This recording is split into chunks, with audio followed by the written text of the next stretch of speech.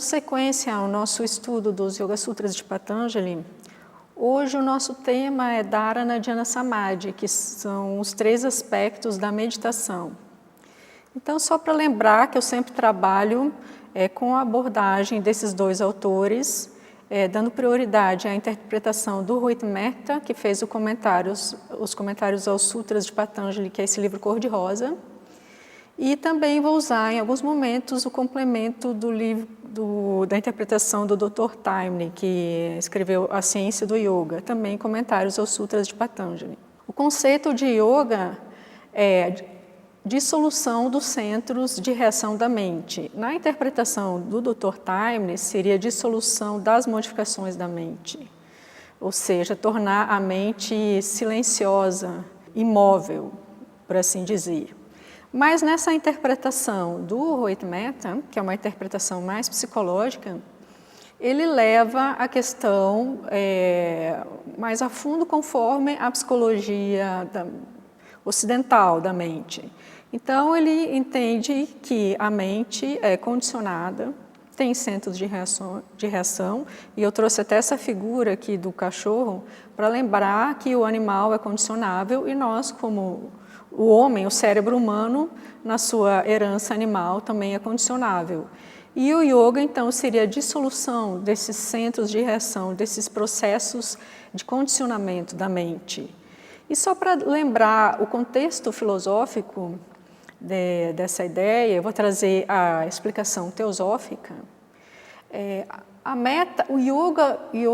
palavra yoga significa união. Então, lembrando que conforme a teosofia, a mônada, que aqui eu vou chamar de alma para ficar numa linguagem mais acessível, é uma centelha do Espírito Divino, que é universal, e na sua origem ela é inconsciente e ela atravessa todo um processo evolutivo na matéria através de todos os reinos. No mineral, no vegetal, no animal, depois no homem, até atingir estágios supra-humanos. E nesse mergulho do espírito na matéria, como a gente fala, essa alma, que é inconsciente, ela vai despertando a sua consciência. Só que nesse mergulho através da matéria, ela se identifica com esses veículos que ela habita, e ela adquire centros reativos. Então, a alma já chega no reino humano com essas tendências condicionáveis que a gente já vê no próprio animal. Vocês podem ver que os animais têm centros de reação. O comportamento dos animais domésticos, a gente vê que alguns gatos têm determinadas fobias e preferências, cachorros também. E no ser humano, essas tendências são mais predominantes.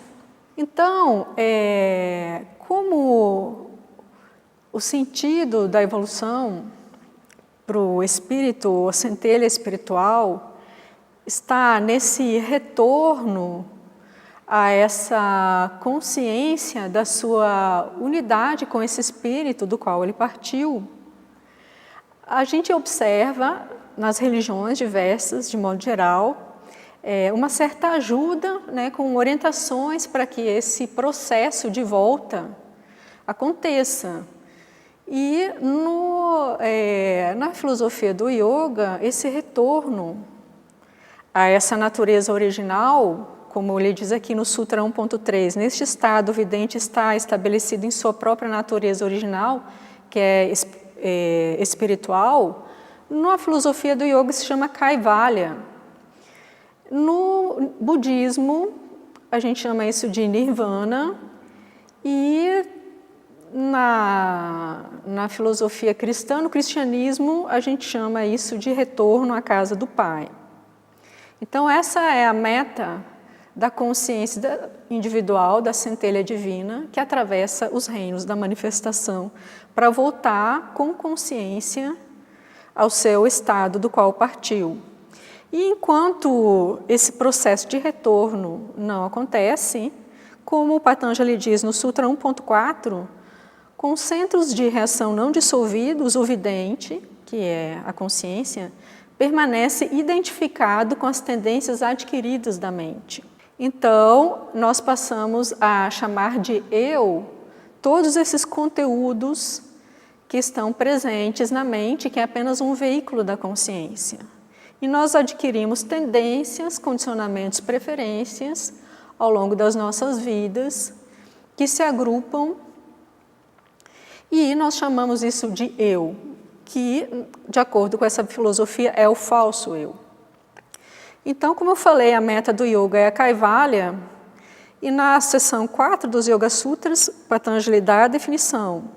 Kaivalya, ou liberdade absoluta, é um estado de não esforço, onde as 3 gunas, que eu apresentei na primeira palestra de introdução a essa filosofia, vocês podem acessar no canal do YouTube.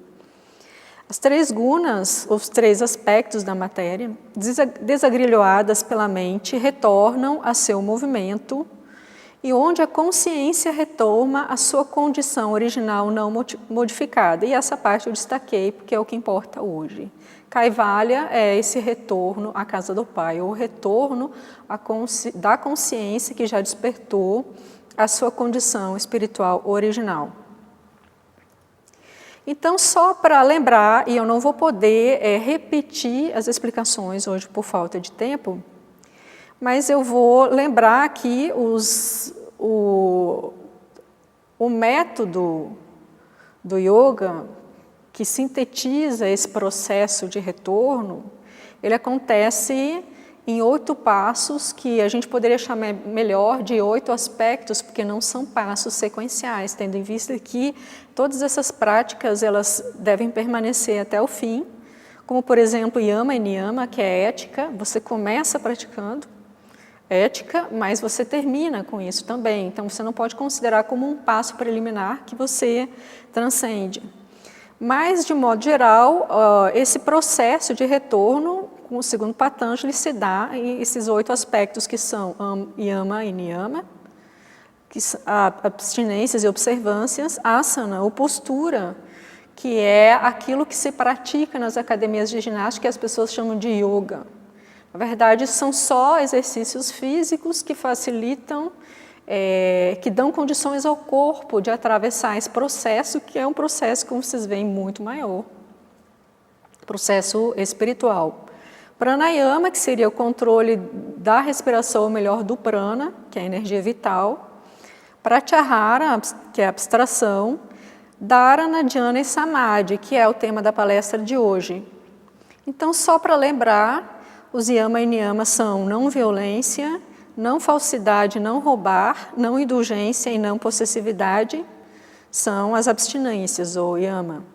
Pureza, contentamento, simplicidade, autoestudo e aspiração são as regras de observância, que são Niyama. E Patanjali diz que esse é o grande voto em cuja observância não deve interferir fatores biológicos, nem físicos, nem sociais, ou seja, não deve interferir justificativas para o seu não cumprimento. E o objetivo, então, dessa ética é a cessação da dispersão e preservação da energia através de um ajuste nos padrões de comportamento, além do que evitar acúmulo de karma negativo que vai ter que ser esgotado antes desse processo de retorno.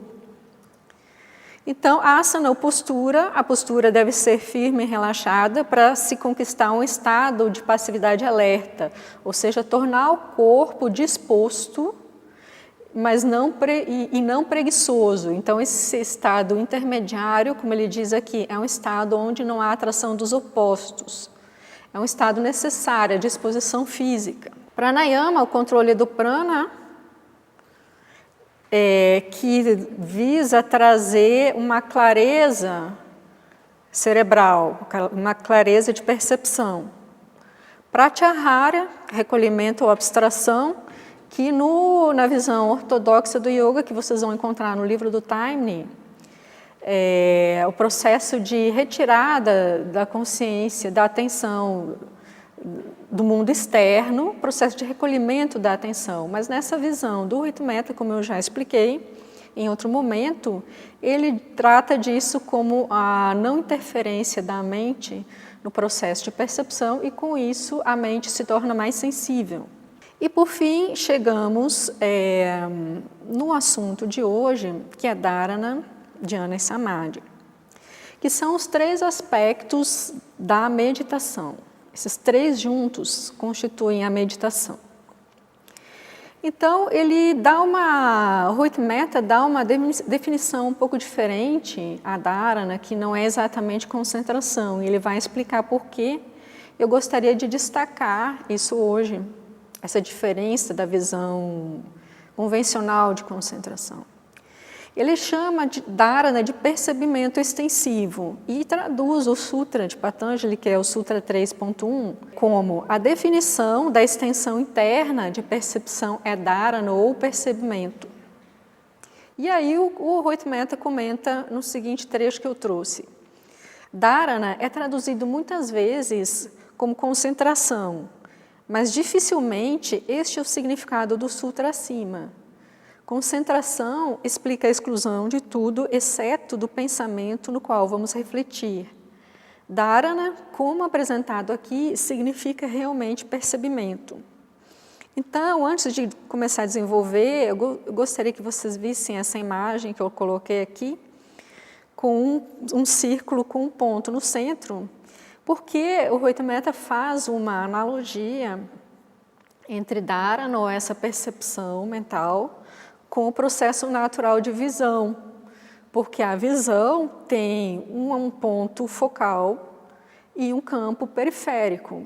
Vocês podem ir ao médico fazer um exame, existe um exame chamado exame de visão periférica, onde você vai olhar dentro de uma máquina para um pontinho, perifericamente você vai ter que ser capaz de identificar alguns pontos que vão ser mostrados. E o olho enxerga assim, você foca numa coisa e isso não exclui a visão do que está ao seu redor. E o Rohit Mehta diz que é a forma natural de definir um campo de atenção na hora da meditação. E agora eu vou começar a trazer a ideia dele. Então, eu vou começar a ler o seguinte trecho. Ele diz o seguinte: no campo da meditação, como se entende comumente, um dos maiores empecilhos é a concentração. A maioria dos estudantes de meditação é incapaz de avançar em suas tentativas de concentração. Precisamos nos lembrar que a concentração é um processo excludente. Em algumas técnicas de meditação, sugere-se que o aspirante deveria concentrar-se em um único ponto. Este esforço para a concentração intensa em um único ponto resulta, muitas vezes, em esgotamento nervoso. Então, veja bem, uma pessoa que vai praticar meditação, que não tem nenhum conhecimento teórico, não tem uma explicação muito boa, ela senta para começar, muitas vezes não sabe sentar de forma em que a coluna fique ereta, por equilíbrio, e já se senta de forma errada, colocando a coluna com a ajuda da musculatura das costas. Depois de 10 minutos ela está com dor nas costas e ao mesmo tempo ela está lutando contra uma série de pensamentos e percepções que estão fora daquela proposta inicial.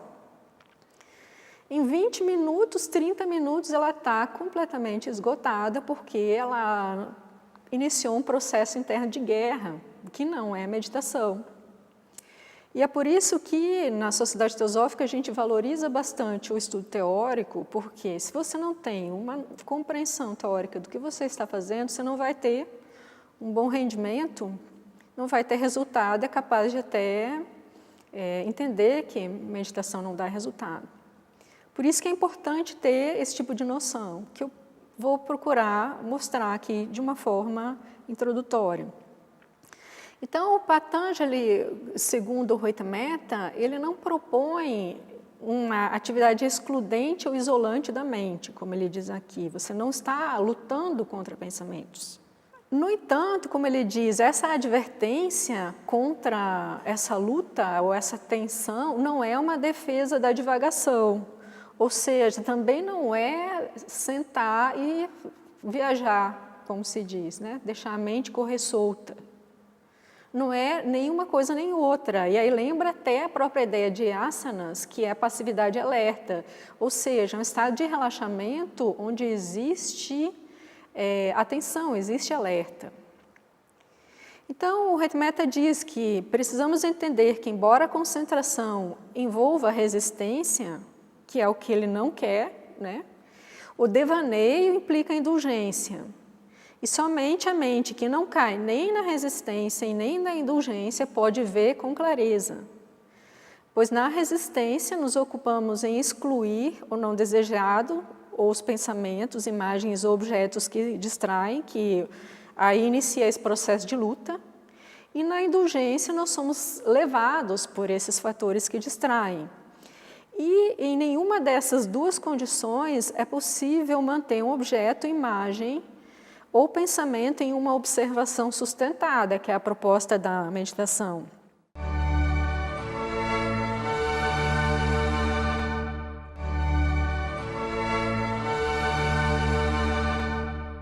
Então, apenas definindo a extensão, que é a ideia que ele coloca de dharana, é que podemos prover uma tela ampla ou panorâmica para a mente, na qual ela pode olhar para os acontecimentos da vida sem pressão ou tensão. Por isso, preferimos descrever dharana ou um estado de percebimento como um estado de percebimento.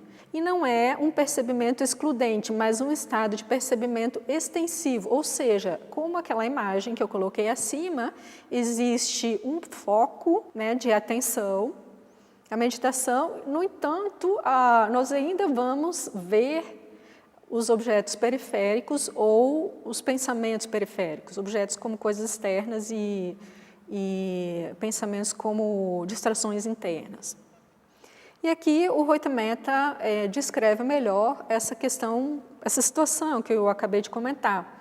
Para a maioria das pessoas, a experiência é que ao começarem a meditar, no momento que fixam o seu tema focal, inúmeros pensamentos e imagens indesejáveis subitamente afloram. Enquanto não fixarmos algum tema focal claro, não há perturbações mentais, ou seja, até o momento que nós sentamos ali está tudo tranquilo. Agora você começa a tentar se concentrar, aí começa a guerra. Como ele diz, é só fixar um tema focal e as perturbações aparecem. Por quê? Ele explica.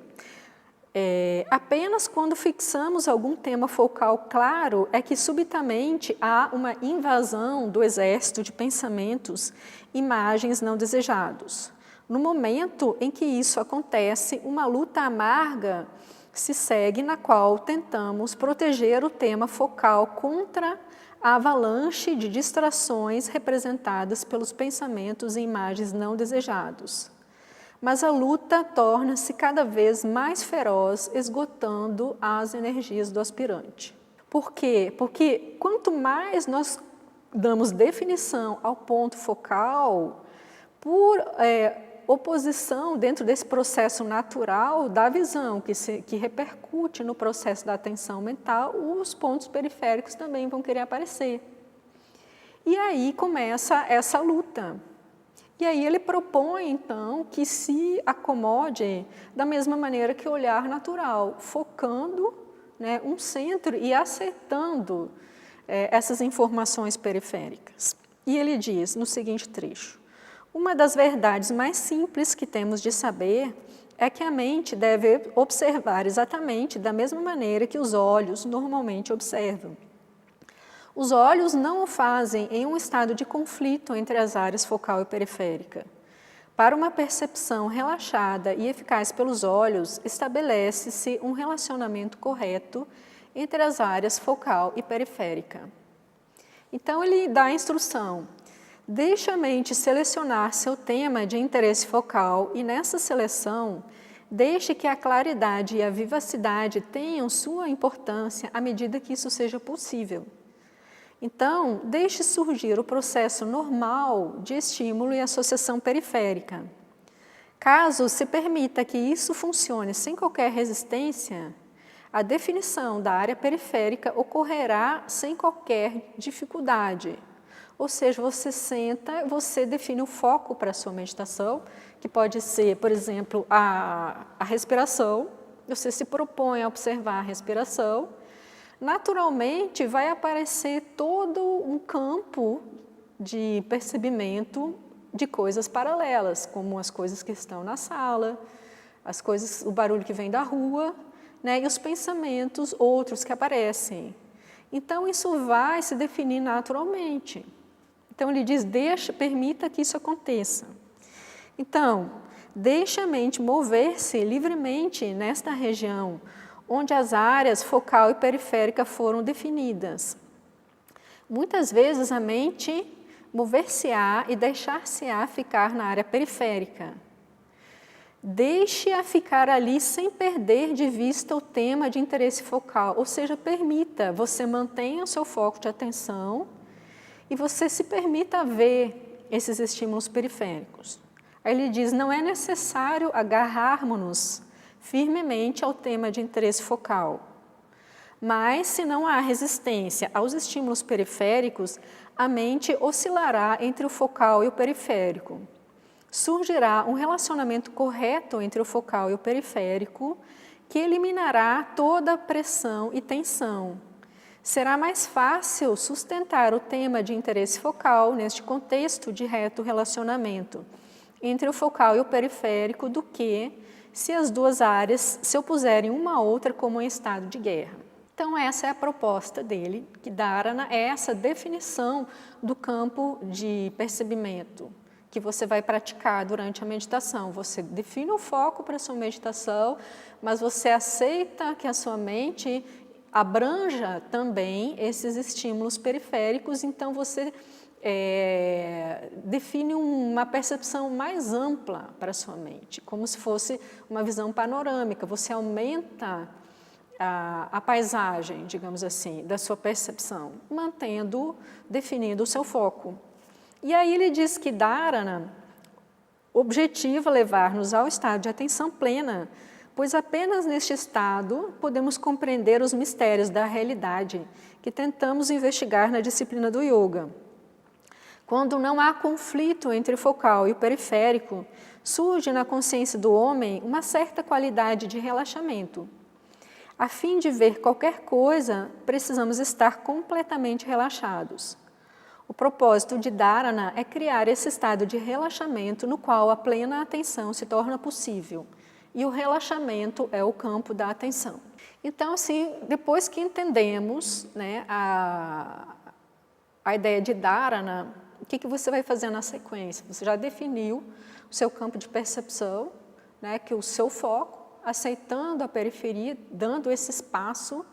Agora, o que ele diz que é dhyana, que vem em seguida, é a observação desse movimento do pensamento, que vai e vem de um canto para o outro sem interrupção. Então, essa ideia que eu destaco aqui de sem interrupção é dhyana, que ele traduz aqui como atenção. E esse sem interrupção é o X da questão. E aí eu queria fazer uma analogia com essa prática de percebimento ininterrupto, porque ela que, na minha visão, que é pessoal, é o ponto mais importante da prática, que é exatamente isso que vai desenvolver o despertar da consciência na meditação. Porque, como eu estava falando, dando aquela noção filosófica inicial, que a consciência atravessa os vários reinos, e nesse processo de atravessar os vários reinos, que é o mundo manifestado com suas múltiplas formas, por contraste, a consciência precisa dessa multiplicidade de formas e dessa impermanência de formas para ela reconhecer, novamente vou dizer, por contraste, a sua permanência e a sua unidade. Então, sem essa multiplicidade, a transitoriedade, nós não podemos compreender o que é eterno e uno. A gente precisa ter muitas cores para entender o que é o branco ou sem cor. Da mesma maneira, aqui nesse micromundo que é da meditação da mente individual, com o percebimento de todas essas modificações no veículo que é a mente, esse vai e vem, esse caos de pensamentos que não param, nós, com o percebimento ininterrupto, podemos nos perceber, sentir como consciência, que é permanente, porque isso é até uma necessidade lógica. Vocês veem, além dessa visão mais ampla, como eu já apresentei, mas eu vou dar um exemplo mais concreto. Se você é capaz de ver da janela do seu apartamento uma quantidade X de veículos que passam ali pela rua num determinado tempo, isso pressupõe que você ficou aquele tempo, você permaneceu aquele tempo lá para ver os carros que passaram. Porque se você não fosse permanente ali, você não poderia contar os movimentos impermanentes dos carros que passam. Então, da mesma maneira, essa observação dessas modificações da mente, esse vai e vem, essa inquietação, de forma ininterrupta, é o que provoca o despertar dessa consciência e nos possibilita a identificação de nós mesmos com a nossa consciência, que é permanente e imutável. Então, esse é o ponto X da prática. Daí é muito importante saber que o que está valendo ali mesmo é a observação clara e ininterrupta de todos aqueles movimentos, não necessariamente parar rapidamente à força todos aqueles movimentos, que não é isso que vai dar o resultado. Então, agora eu vou ler mais um comentário do Rui Mehta. Ele diz: meditação não é um processo de pensamento, é uma observação clara e ininterrupta do processo de pensamento. A desatenção, ele diz que o que causa a desatenção? Ela é um problema quando não escutamos a história da mente sem pausa. Ele diz que quando ao ouvir a história da mente sem qualquer interrupção, a mente é esvaziada de todo o seu conteúdo. Ele diz em vários momentos do livro, a nossa mente ela quer ser ouvida, e depois que nós conseguimos ouvir todas aquelas histórias que estão ali, ela cessa e silencia. E aí então surge samadhi, que é o silêncio. Aí ele diz, a meditação é de fato o esvaziamento da mente de todos os seus conteúdos. Todavia, a mente não pode ser esvaziada. Ela se esvazia, ou seja, ela se esvazia sozinha, porque se você ficar numa luta que precisa ficar em silêncio, você está falando. Então, qualquer movimento do ego de chegar a um estado de silêncio, ele é um movimento na direção contrária.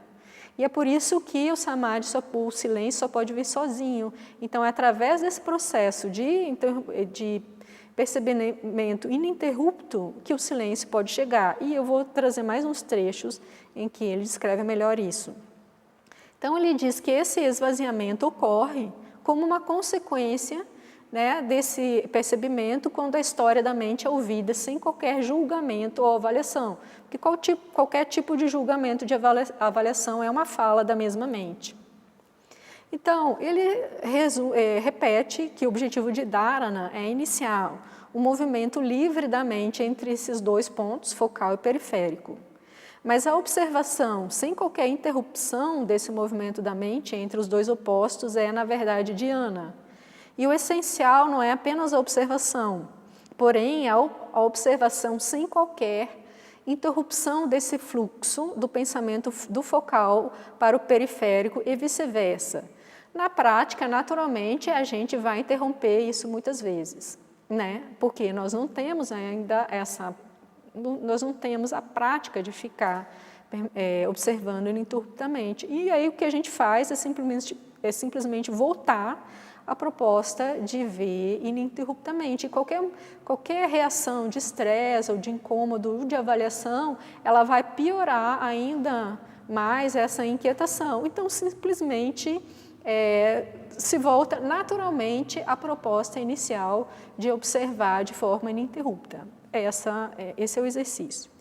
Então, ele diz, observar sem nomear ou avaliar é saber o que é dhyana.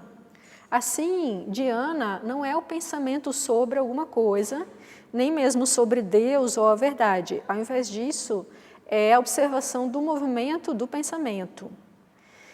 E a dhyana é um percebimento das distrações da mente. E esse percebimento não deve sofrer interrupção, pois qualquer interrupção distorceria imediatamente o fluxo do pensamento. É possível observar as distrações sem qualquer interrupção?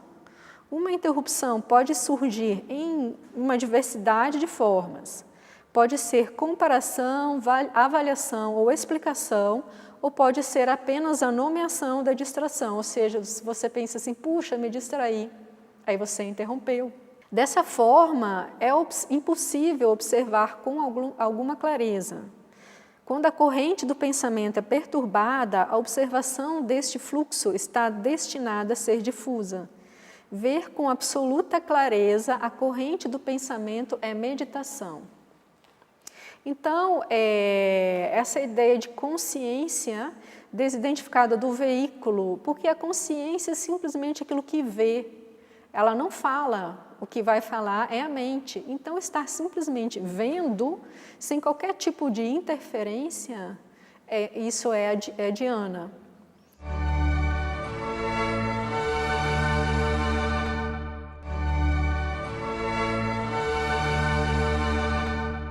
E aí, isso é um exercício que vai se estabelecendo, é uma prática que pela persistência vai acontecendo, porque qualquer intenção ansiosa de fazer com que isso aconteça já é um próprio processo de pensamento, que é exatamente o contrário do que se faz.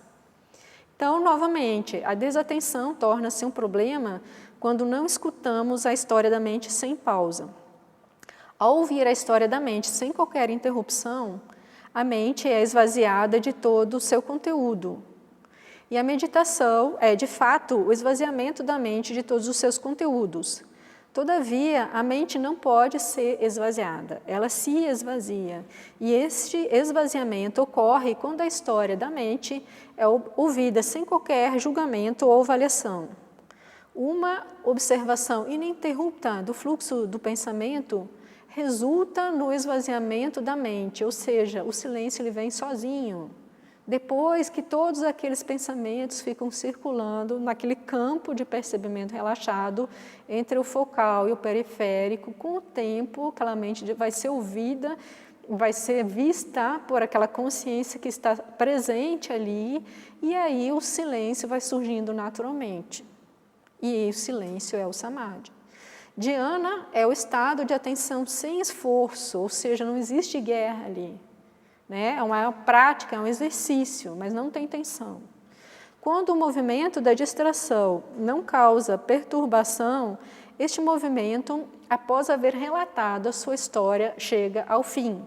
Então surge samadhi, cuja tradução literal para o português é silêncio. Também traduzido com comunhão, porque a comunhão ocorre no silêncio. E eu vou apresentar essa ideia agora. Então, o Sutra diz, isso é verdadeiramente samadhi ou comunhão, onde apenas o objeto é visto, negando-se completamente a presença do observador. Isso quer dizer o quê? A consciência está ali, como a gente já falou, observando aqueles pensamentos, aquele falatório que você poderia representar por um papagaio que fala de uma forma constante e mecânica, que aqui você poderia chamar de observador. O observador é esse papagaio. Ele é um eu.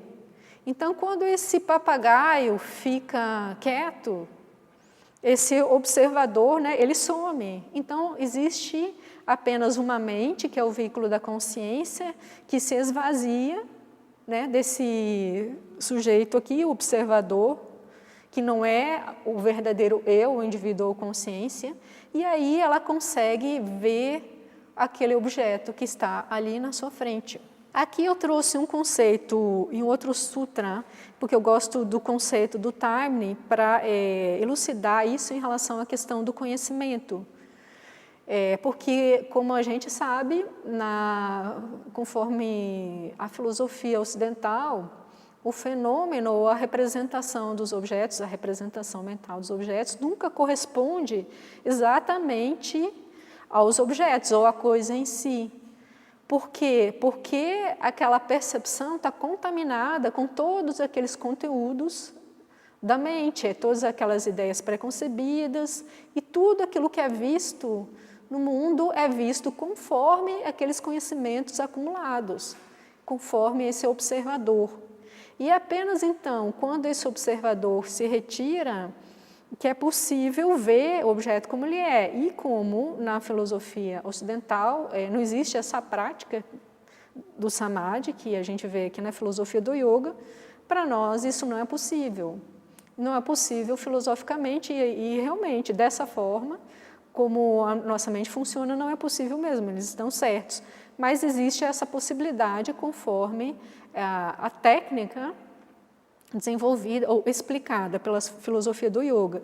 E aí então o Taimni vai traduzir esse Sutra 1.43, que ele diz que na clarificação da memória, que é, ou seja, esse esvaziamento da mente desses conteúdos, quando a mente entra em silêncio, quando a mente perde sua natureza essencial, subjetividade, ou seja, aqueles seus conteúdos subjetivos, né, acumulados, que estão associados à ideia do eu, por assim dizer, e somente assim o conhecimento real do objeto brilha através da mente, e aí Nirvitarka Samadhi é atingido.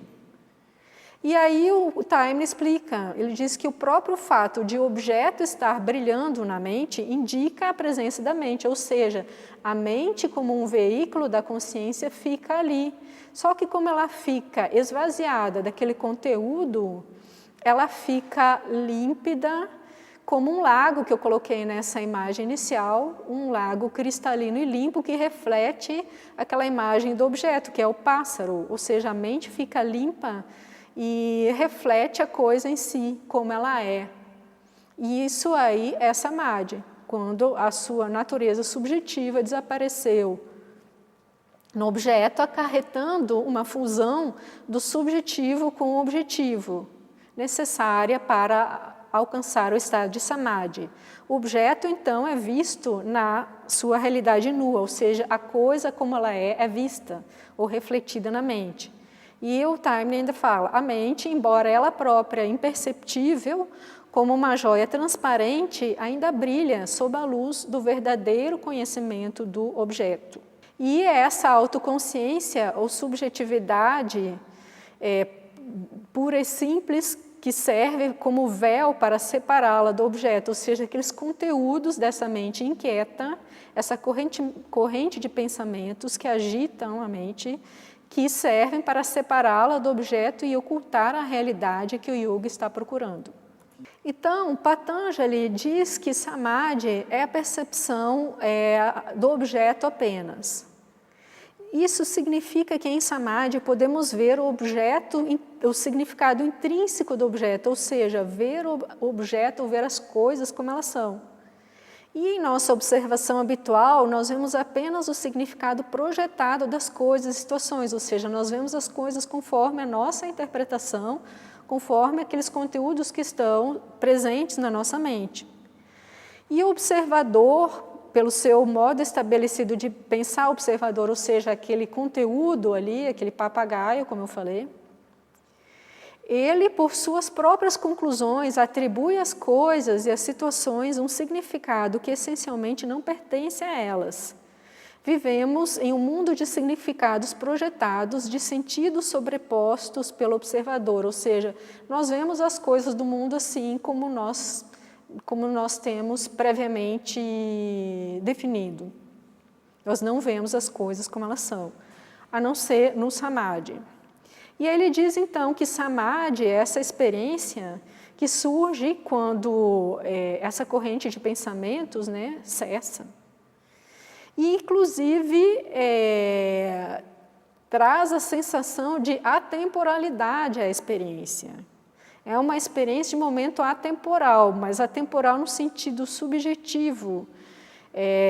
Não que o tempo vai parar, o relógio vai continuar correndo, os prazos vão continuar correndo, o calendário vai continuar andando, mas aquele tempo subjetivo cessa, porque o tempo subjetivo é medido por essa corrente de pensamento.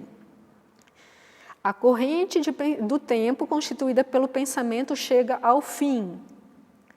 Em dhyana chegamos ao momento atemporal e em samadhi ao percebimento deste momento. Neste percebimento e somente aí comungamos com a significação intrínseca ou a qualidade das coisas ou pessoas. O momento atemporal é um lampejo. E eu trouxe aqui essa figura de um sismógrafo para representar essa ideia de sensação do atemporal, porque vocês já devem ter ouvido falar da diferença de tempo psicológico entre uma pessoa que está feliz numa festa, num estado de relaxamento, e a pessoa que está nervosa numa fila de hospital. A fila do hospital, em 5 minutos, parece uma eternidade, se a pessoa está sentindo muita dor.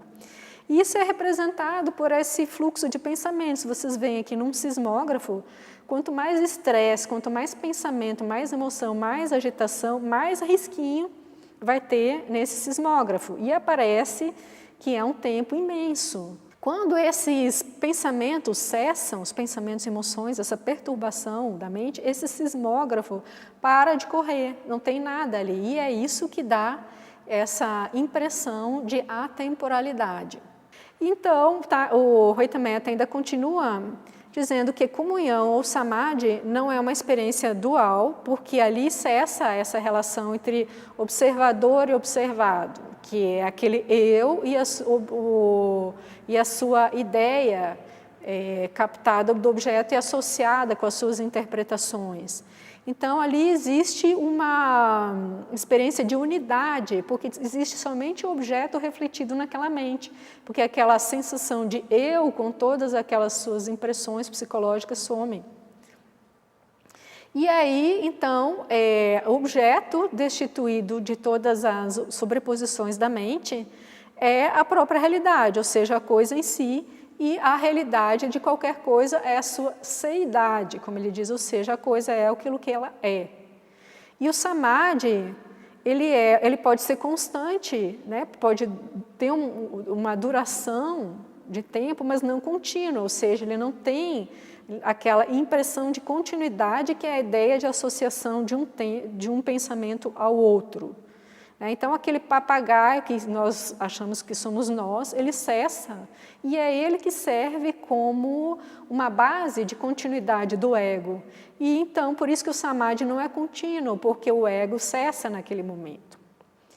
E a percepção do ser surge no momento atemporal e, portanto, em um lampejo, entre um intervalo entre duas sequências de tempo, ou seja, entre duas sequências de correntes de pensamento.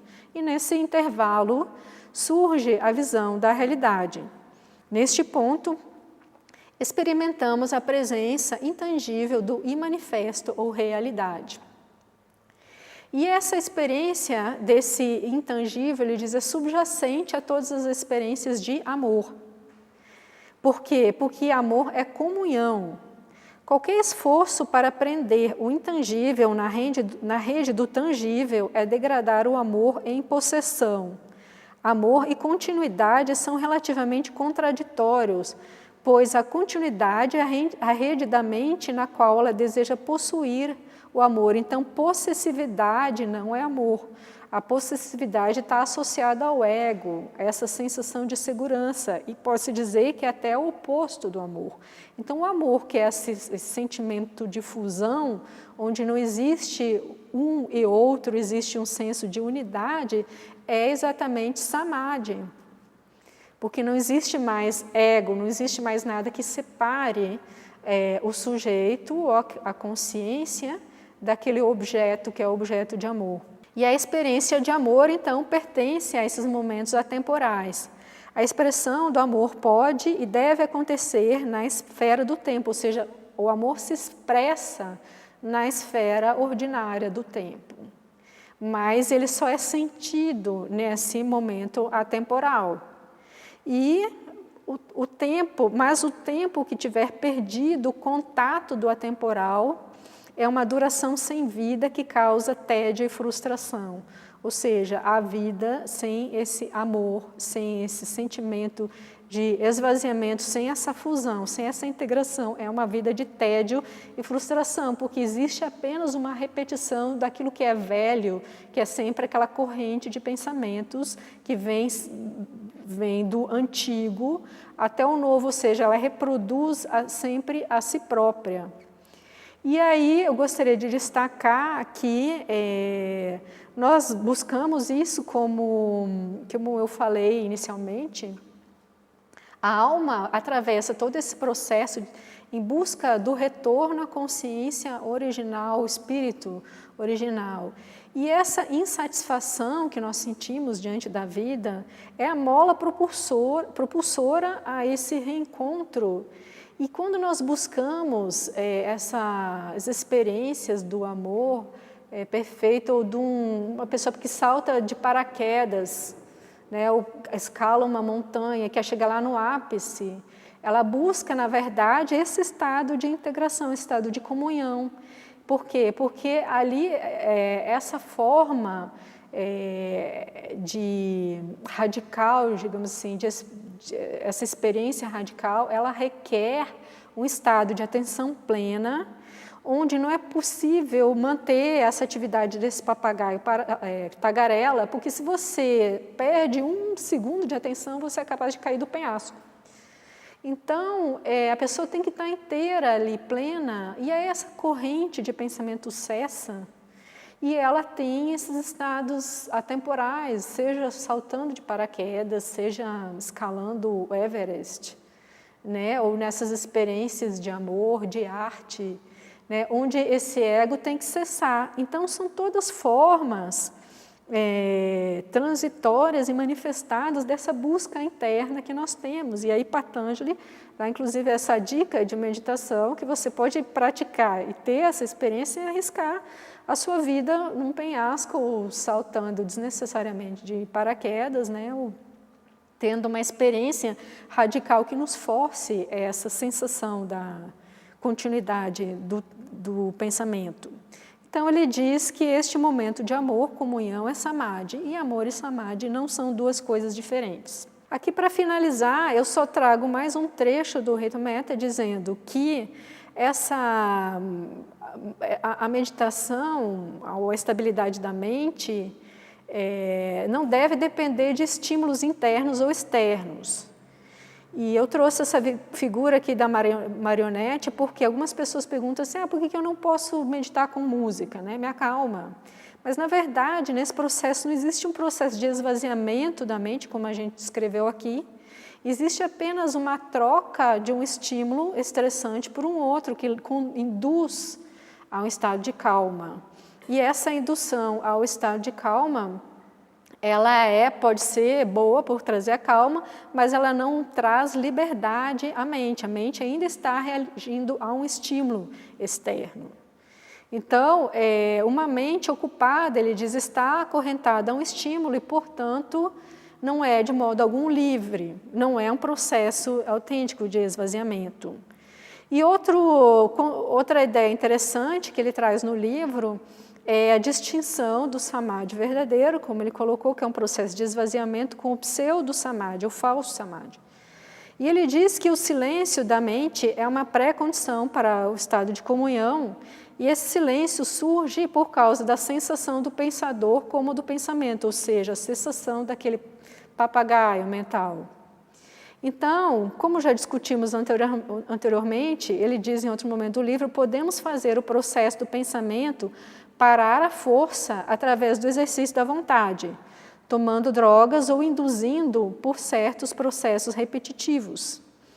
Só que ele alerta que nessas práticas a mente ela torna-se por completo apenas aparentemente vazia, não silenciosa, porque mesmo que o processo do pensamento esteja suspenso, o pensador está presente.